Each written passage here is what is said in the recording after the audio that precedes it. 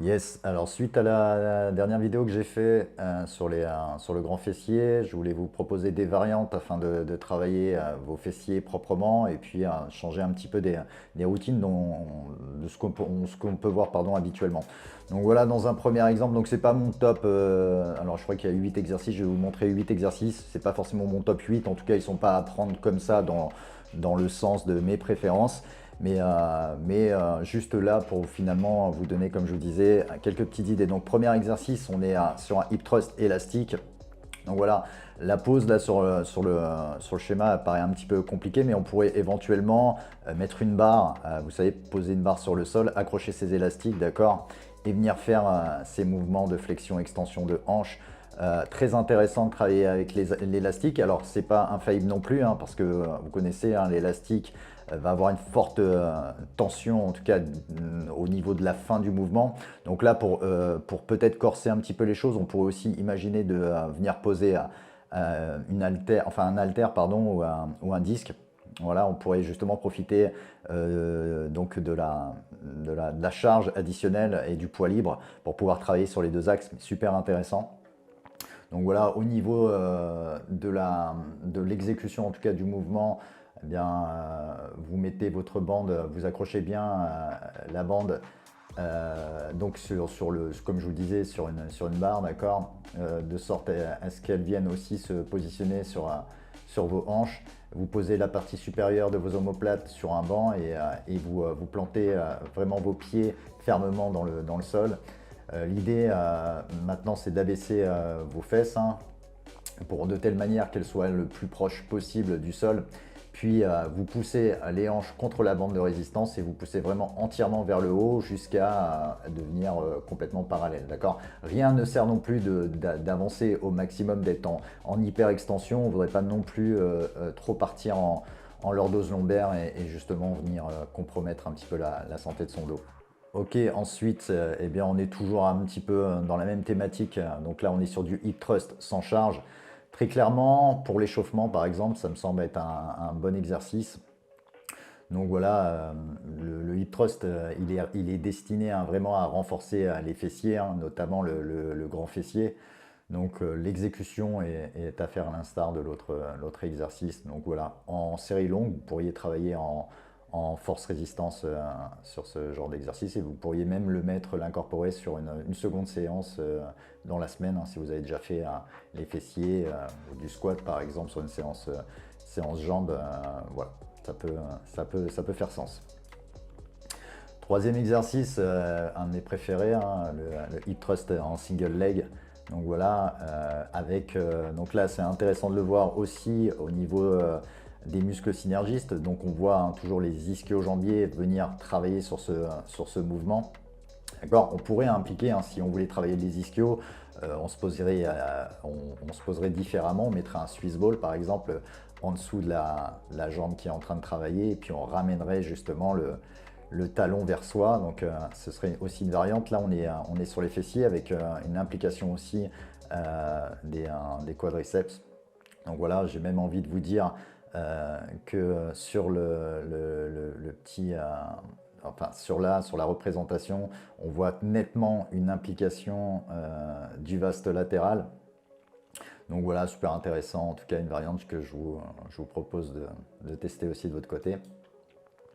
Voilà, alors là, un petit peu moins connu, la poussée on va dire le hip thrust frost, hein, en grenouille, frog, pardon.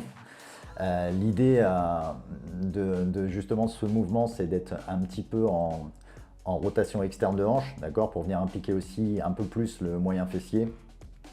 Donc voilà, encore une variante qui peut être intéressante. Essayez, hein, franchement, ça paraît peut-être un petit peu comme ça, un peu exotique, mais ça mérite peut-être d'essayer. Voilà, donc en cinquième mouvement, eh bien, vous l'avez tous reconnu, le good morning.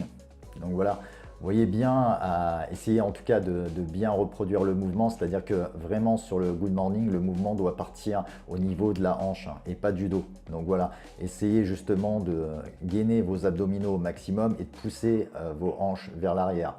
Vous voyez, l'idée c'est vraiment de ramener au maximum. D'ailleurs, c'est ça, hein, vous voyez, pousser un maximum les fessiers en arrière afin que le mouvement se fasse vraiment sur l'extension de la hanche.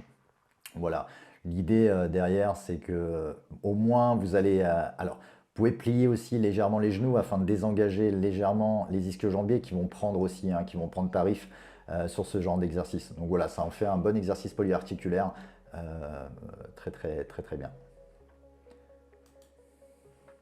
Sixième exo, toujours hein, sur cette fonctionnalité du hip thrust, donc comme je vous l'ai expliqué tout à l'heure, la variante avec halter, voilà, pour ajouter une contrainte en plus et on va dire que travailler sur des séries un petit peu plus courtes, ça peut être sympa et puis ça peut changer aussi, ça vous pouvez le faire à la maison, donc voilà, pas forcément besoin de salle. Moi je sais que dans le cadre de mes coachings à la maison, sans grand matériel on va dire, c'est quelque chose que je peux vraiment conseiller fortement, quoi. Voilà, alors là, vous avez une extension de la hanche inversée. Donc là, super aussi intéressant. Donc c'est pas un exercice super commun. N'empêche que là, on est vraiment focus 100% sur les fessiers. On voit le rôle de l'extension, en tout cas, vous voyez, du fessier.